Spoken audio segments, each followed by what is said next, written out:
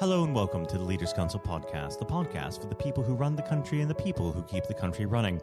You join us on yet another overcast day here in the capital. I'm Matthew O'Neill, and today, as always, we ensure that we have a variety of distinct perspectives on leadership. First, we're joined by Avin Rabheru, founder and chief executive of Housekeep. Avin, hello. Hey, how are you? I am well, and yourself? Yeah, very well, thanks. Excellent. Well, we might as well dive straight in. What does the word leader mean to you? It's a good question. I think it's a tough one to start with. I think a leader is somebody who is able to do sort of broadly three things. So the first is see the field, see all the different things that are going on around them. Second, they're able to synthesize that and say, hey, what are the important things? Because there are many things you can be distracted by. And then third, they're able to get the team, a team of people, to go after those important things. So sort of see the field, synthesize, and then set goals and targets and culture in pursuit of those goals. And how would you describe your personal leadership style? I don't know how well placed I am to answer that, really. I suppose I wouldn't claim I see myself as a visionary, trying to do new things, break down new barriers, or perhaps a sort of natural leader. But I think what I do have, and which has stood me in good stead, is I'm generally honest and open with my team, very transparent with how things work and why they work in a certain way. And I take the time to get to know people individually to understand not just their professional goals, but also their personal goals and where they want to get to. And I feel like I've managed to get quite a long way just through those attributes, being honest, being open, listening to people. I think that's a great foundation for leadership. And if you have that, a lot of the other things can follow afterwards. Now, there must have been someone at some point in your journey that inspired you to lead the way that you do today. Let's touch a bit on that. Yeah, I've been lucky to work across different industries in management consulting and venture capital, to meet lots of founders across sort of different journeys. And I think I've sought to take the best from the best people I've worked with. So if I think back to sort of my first job as a management consultant, the first few years of my career, there were a lot of people who were very bright, very driven in that field. But the people who stood out were the people who took their time to understand the problems that you may be struggling with and to help you get through those. People who taught, who explained, who helped you to learn. And if you take Housekeep, for example, we put a huge emphasis on internal review structures, monthly one-to-ones, formal 6-monthly reviews, a really structured learning process so everybody can move up the ladder. So that's certainly something I've borrowed from other people. I think when you talk about people who are founders of companies who've got a real passion for what they do, again, you look at the way they may not have some of the structured thinking that a management consultant might have, but they would certainly have a lot of the vision, the ability to sell, the ability to tell a story that's super important, particularly in the early days of business. If you want to hire top-tier people, you need to be able to tell them a narrative, a story about why this business is interesting, why they are interesting, why they're the perfect fit. It's very much a two-way sell. So storytelling is something I think I would say doesn't come to me naturally, but certainly something I think is critical and something you can kind of work on when thinking about leadership. Now, in your particular situation, you manage quite a few people and also an enterprise that employs quite a lot of individuals. Of course, managing humans is quite difficult. People have foibles and they are ill and sometimes they're in conflict with each other. How do you deal with that on a day-to-day basis? Yeah, I mean, I'd say that managing people and and dealing with all the things that you mentioned has probably been one of the most unexpected and steepest learning curves at Housekeep when having to run a company for myself. And I guess I want to touch on one specific thing, which is up to about 15 people. Actually, you can spend a lot of time what I would call sort of man marking. You can know everyone. You can know how many siblings they have, what school they went to, what their hobbies are, what they did on the weekend, who's friends with who. You can kind of know everybody pretty intimately, and you can spend time with people one-to-one and learn and sort of teach people one-to-one. At about 15 or 20 people, that just doesn't scale. You can't possibly know everything about everyone in the team. And the Housekeep team now is substantially bigger, and there's thousands of cleaners out in the field day to day. And obviously, I don't know almost any of those guys personally.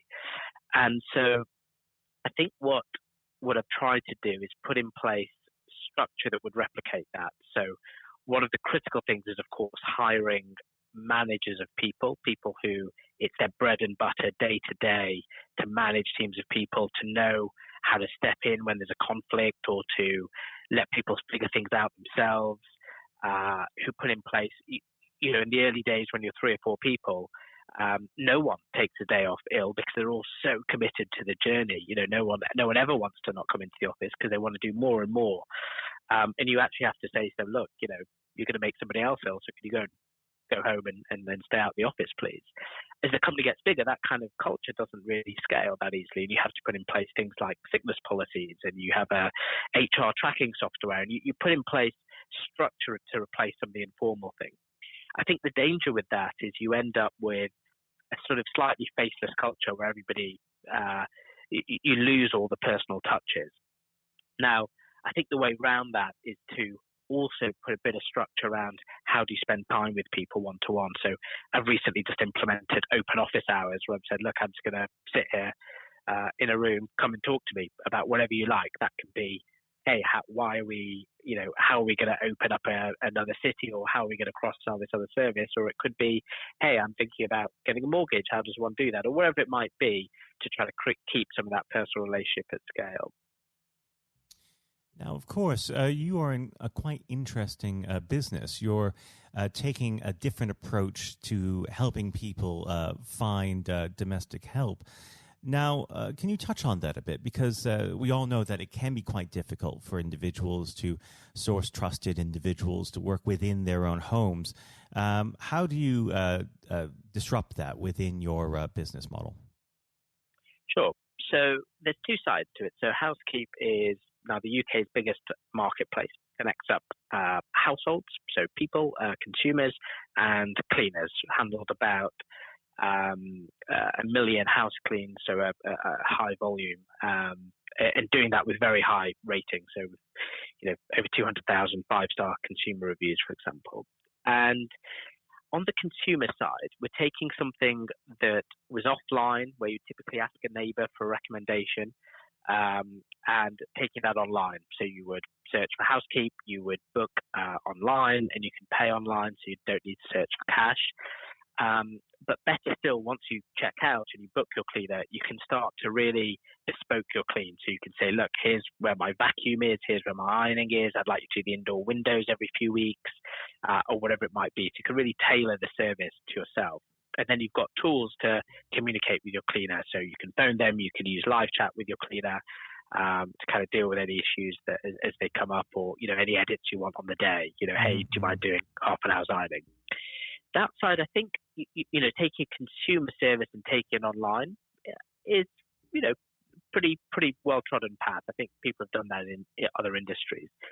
The other side of the market, cleaner side, is I think where a lot of the intellectual property and the technology sits. So for cleaners who would typically be doing very long travel routes, short jobs, having to collect cash, not getting paid on time, we'd be able to automate all of that. So cleaners can work very close to home, often within walking distance of home, and their jobs can be within walking distance of one another. So in other words, we can radically drive up both cleaner earnings and radically decrease cleaner travel costs, which for cleaners is a big swing in terms of their earnings. That means we can attract the best cleaners. Attracting the best cleaners obviously helps us attract the customers. And that's where we invest a lot of time in technology, automation, and route optimization. Well, Avin, it's been a pleasure having you on the program, and unfortunately, we are about out of time. But before I let you go, what does next 12 months have in store for Housekeep? Sure, it's a very exciting time. So we, as I said, we're sort of UK market leader in house cleaning, and we're now exploring 3 different routes actually. The first is we're going to expand into other home services, so cross-selling not just cleaning but also plumbing, electricians, and gardening, and so on. We're also exploring some new cities in the UK, so we watch this space if you're outside London. And finally, we're also looking at commercial cleaning, so office, retail, and so on, so expanding into different verticals. So the next 12 months will be very busy for us, but hopefully as successful as the previous 12. Well, Avin, thank you for coming on the program. It's been a pleasure, as I said. I do hope you'll come back on the show at some point in the near future to tell us how things are going. Avin, thank you. Certainly. Pleasure. That was Avin Rabheru, founder and chief executive of Housekeep. And now, if you haven't heard it before, is Jonathan White's exclusive interview with Sir Geoff Hurst. We're now joined, though, by former England footballer and still the only man to score a hat-trick in a World Cup final, Sir Geoff Hurst. Thank you very much for coming on today. You're welcome. You're welcome. Good afternoon. And perhaps I should start and get it over and done with. I know you must be bored with it, and you've probably been asked 1,000 times. But when you got out for a duck playing for Essex, Geoff, what was going through your head at the time? Well, of course, that's not one of the most asked questions I get. Oh, there are 1 or 2 people who are very familiar who do Google me, realise that I did score nothing for Essex. My only game for Essex first team when we played against Lancashire in Liverpool, a place called Egbert in Liverpool, many, many years ago, 1962, I think that was. So I didn't, I didn't really feel it at the time. It was lucky to be playing, I guess. There were 1 or 2 injuries. But the problem that I had was really messing about between the 2 sports. That was very detrimental to me over that period of time, being stuck between the 2 sports. And I think for those that don't know, there's another world that might exist where Sir Geoff Hurst was a first-class cricketer and not perhaps a footballer. But whether it's business or cricket or football, obviously the importance of leadership, it can't be understated, no matter what form that comes in. When you were at West Ham, Geoff, and when Ron Greenwood first came along, he made obviously some pretty radical changes. Was this a man that genuinely inspired confidence the first time you'd meet him? Absolutely. I mean, he was simply a fantastic coach or teacher, if you like, of football. And the quite always mentioned when we talk about Ron Greenwood, Harry Redknapp, who was played under him and has been very successful as a player and the manager over many, many, many years. He's come across many coaches, of course, and managers during his time over years, I guess. He would still say that Ron Greenwood is the best coach he'd worked with. So you're very fortunate. I think you think you're lucky when you come across, if you have a great teacher at school and a great coach, as we had in Ron Greenwood, and of course a great manager in Sir Alf Ramsey. So to come across people like that, of that calibre, can have a huge influence on your career, of course, and then your life. And that's quite purely the case. Absolutely. And in those early days at West Ham, with a manager like Ron there, it's also important to have confidence with your other players, and of course they become your friends. Who did you look at the time when to inspire confidence in yourself? Was it Peters? I think probably. Well, I was very fortunate to play with the calibre of the players I did. Again, extremely fortunate to play with the captain of England and West Ham, and Martin Peters, who was a fantastic player. And as far as Martin's concerned, I think sometimes he didn't quite get the recognition he deserved. What a wonderful player he was. In terms of inspiring confidence, I always probably say that the biggest influence for me, I guess, would be the captain, Bobby Moore. Although he was only about 8 months older than me. He graduated through the system probably 3 or 4 years earlier. He played for England in 62, 4 years before the final when I played. And so he was more, looked upon him more as a senior player, if you like, not as a guy with the same age group as me. And I looked at how he trained, how he acted, how he behaved, and how he played. And so he would say, I would also say he was a big influence on me. One thing I would say about leadership, what I do understand clearly in all walks of life, leadership is at the top, is absolutely vital for a business, a football team, in any walk of life to be successful. And it's quite evident.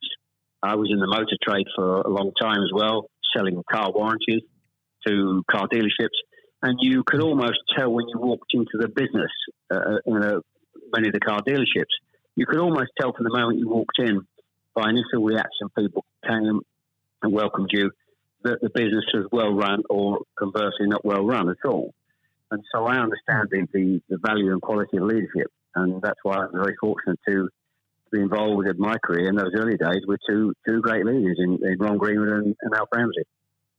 Absolutely. And since you've already brought him up, Jeff, I think it'd be remiss not to go a little bit further with that. But obviously, after at West Ham, your playing came to the attention of Sir Alf Ramsey. Now, there's a man I'm sure when you walked into a room, you knew who was in charge. When it came to managing that England team, what was his style like, Jeff? Well, the first thing I say about Alf Ramsey, he's probably over my life the most powerful influence who had on me as a person.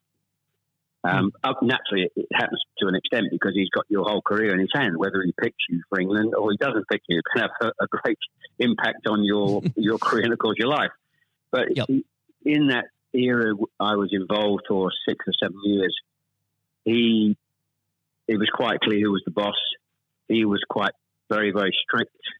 Probably at a time, maybe overly strict, but at a time you probably wouldn't necessarily get away with it in today's football because it's changed dramatically in how you deal with players then and players now.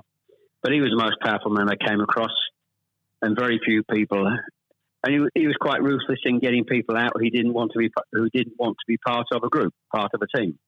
It is important that if you've got a group of people, and that's in any walk of life, they're all singing off the same hymn sheet, and you don't have anybody that's griping or moaning about the system.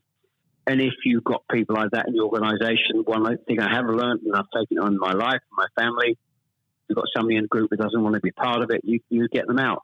And Alf, I think, was quite ruthless with that in his staff. And I think that's one of the most serious things I think I've learned over a long period of time.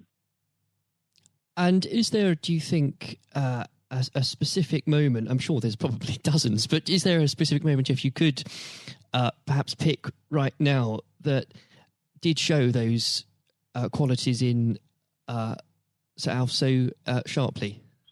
Yes, I think for me, certainly, I think there are instances of players who you thought would be in the team or certainly in the squad, and surprising they were not. There was no necessary reason for it, but looking back, I do think perhaps they were people that Alf didn't think wanted to be part of a group. So that's for me. In terms of my personal view, I think that it looked prior to the World Cup that I was going to be playing in it only a few games before. I was playing, and I played with Jimmy Greaves in a game against Yugoslavia only a couple of months before the final. And it looked at that stage as if I was going to be playing in the team. But in a couple of more friendly games before the final in Poland and Norway, I think, and Denmark, I played 2 of the 4 games, and I probably didn't quite replicate my form that I'd been showing at West Ham and in the early couple of games for England. And he left me out in the first game of the World Cup against Uruguay. He started off with Jimmy Greaves and Roger Hunt. So I had an impact of thinking at that stage I was going to play, and didn't start because of just a lack of form. I didn't play quite well enough to justify my position. And somewhat fortuitously, I only got back in the team because of a nasty gashed shin on Jimmy Greaves' leg. And I think what you've said there, Jeff, actually does sum that up really well. And more than that, whilst it's important to have that someone in charge with those qualities, it's almost useless if there isn't a strong and unified team behind them. And there really must have been moments, Jeff, maybe there weren't, but let us know, in that 66 competition, the prolonged pressure on all of you, the weight of a nation, did it get to you? Oh, not for me personally, no. I think, and I don't, not for me, not for a second. I think I was just happy to be involved in the squad initially. Not at all. You're not aware of the magnitude of the occasion, really, looking back out. So I never really felt, people talk about pressure a lot, and it's there, and players talk about it in life. I didn't really necessarily feel any great pressure during the time I was there. And what is also important to say about Alf Ramsey, the people he left behind, that were left in the squad after he'd moved one or two players out, the squad were a bunch of very hard-nosed, professional, top-quality people. And that was, again, the leadership that Al showed. He got people in together that were very, very strong personally. And I think that was part of the success we had. We were I always describe our group as hard-nosed professionals. We have some great players, but overall they were great hard-nosed professional players. And great quality people who we've kept in contact with, over the years. And Jeff, I've got to ask, and I'm not making this up, I've genuinely heard that people do ask you whether or not you realise there were people on the pitch at that moment. I imagine you were busy on something else. Well, I did some theatre shows last year, and they've gone fairly well, and we're going to do a series of theatre shows, in fact, starting this week, over the next 2 or 3 months. And at the end of the theatre shows, we have about 20 minutes where we allow the people in the audience to ask questions. And I won't mention both. They're too long to talk about both questions. The other one's a really stupid one. It's too long for me to tell you. It's absolutely ridiculous. But the other ridiculous question I get asked, did I realise there were people on the pitch? And of course, I jokingly say, yes, I was just about to shoot to score the goal. And I looked round, put my foot on the ball, and looked round for a little while and said, oh dear, there are 6 or 7 people running on the pitch. So I've been asked that once at one of the theatre shows. So I make a joke about that and saying, yes, I put my foot on the ball and waited to just have a glance round, Maybe it does prove there are things such as stupid questions, really. Oh, yeah, there certainly are. I've got another one which I won't bore you into. It's too long to tell you. I was in a Jersey or Channel Line, Jersey or Guernsey 2 or 3 years ago, and most stupid, irrelevant questions, absolutely nothing to do with football whatsoever, which was absolutely. But I can use that now because it is quite funny. Well, maybe another time then. But we. Well, you want me? I can tell you if you want. You got time? I can tell you if you want. Jeff, go on. Go. I think it would be silly if I said no at this point. Okay, so I was doing at a dinner in the Channel Lines, 300 or 400 people, black tie dinner, guest of honour. On this occasion, I was speaking for about 20 minutes, then allowing questions from the audience at the end of the evening. And there was usual football questions, and then all of a sudden I heard somebody at the back who asked a question. I didn't quite hear what he said. He didn't have the microphone with him, so I said, I didn't hear what he said. Can you please give this chap the microphone so I can hear clearly what he said? So the chap had the mic, and he said, when a turtle loses its shell, is it naked or is it homeless? Right. What a question. What a question. I think that would be definitely in the stupid category, wouldn't it? So we had a laugh about that. You've got to have a patient of a saint, I think, sometimes to put up with things like that. I found it amusing. I just found it amusing. In fact, some of the audience found it highly amusing as well, so it did make me laugh that day. If you can put up with my questions, you can probably put up with anything. But there would have become a point, though, Jeff, I think you were a young man when obviously this happened when you must have realised that teammates, began looking at you for leadership. Is that something that occurred to you, or did you just realise that by one way or the other, people actually begin to look up for you for inspiration? Well, possibly. That's never really struck me until you've actually mentioned it now, quite frankly. It's a new question. Does anybody look up to me?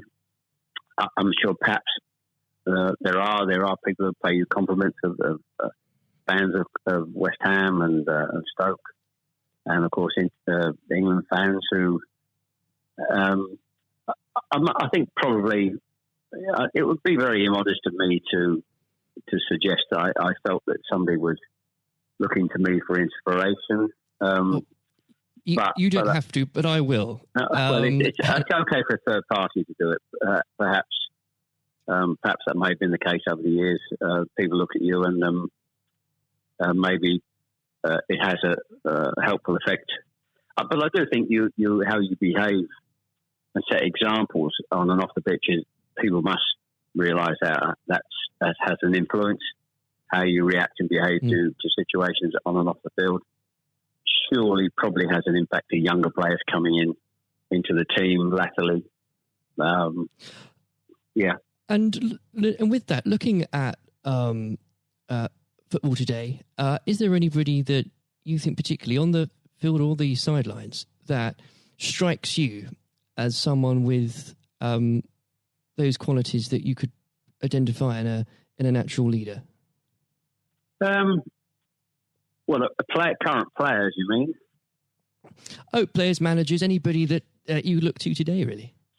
Well, I think some of the outstanding. I think the best example about a leader and at the moment is Klopp at Liverpool.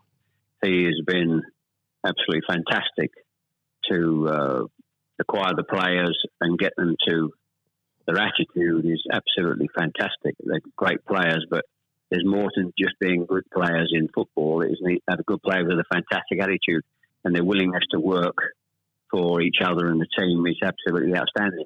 Hence these unbelievable results. There are, and the great players not always succeed as individuals, or probably even certainly as a team if you haven't got the right attitude alongside it. And they're probably, and that comes through the leadership. That's not just luck. Absolutely. That's absolute leadership. He'd be the best example, of course, in football terms today, easily. And of course, going back not that long ago, Alex Ferguson is just absolutely. You've got to take him as the first example, because Klopp's only done this over a period of time, a short period of time. But if you look at the 26, 27 years that Alex Ferguson did with Manchester United, and subsequently since he's gone, how they are not doing so well. He's the best example of management we've probably ever seen, and I don't think anybody will see the like of that kind of leadership again. It's absolutely astonishing. And do you think, could you imagine Sir Alf or even Ron Greenwood managing teams today? Yes, I think so. I think yes, no question at all.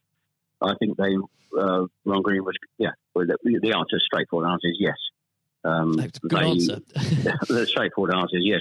I can elaborate as much as you want, but the straight answer is absolutely categorically yes.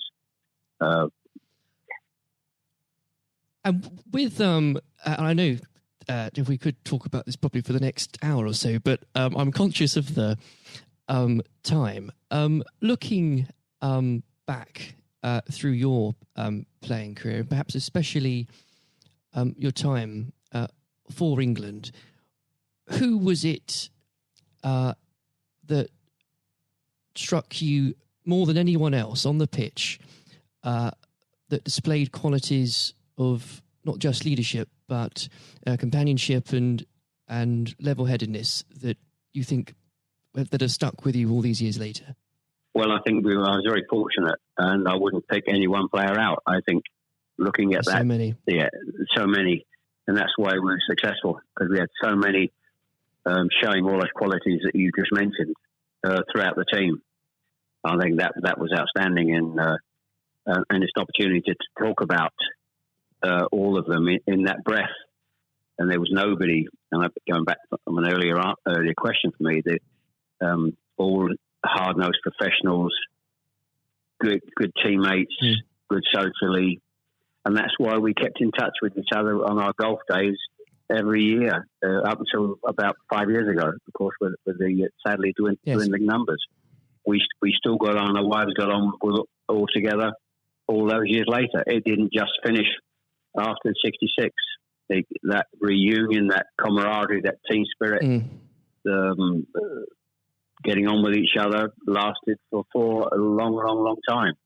And I wouldn't, when you put those questions and how you categorise those, I would pick every one of the 11 players who you put in that category that were like that.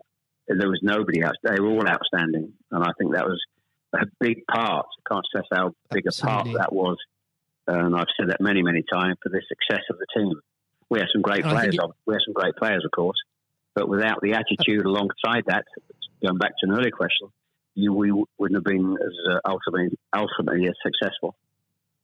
Exactly. Without that, the whole will never be greater than the sum of its parts. But with it, yes, the word is team. The word is team. Absolutely. And I always use the word team when I talk. Sometimes together, everyone achieves more, and that's the same in any walk of life.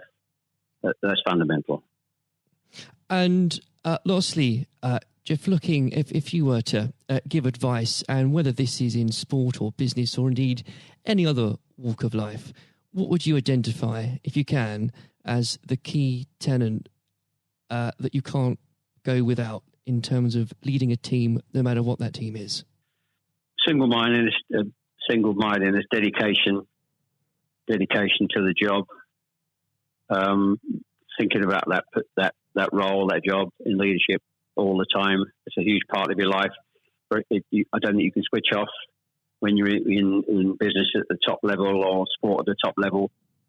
You may, have a couple of weeks holiday, but I'm even sure if these top managers and leaders in all walks of life are away on holiday on a beach somewhere warm, I'm sure they will not switch off for 2 weeks and completely not think about their role as the boss of an organisation. And I think you're completely focused. You're always thinking about things, thinking about improvements, and it's just dedication and tuning your life to being successful.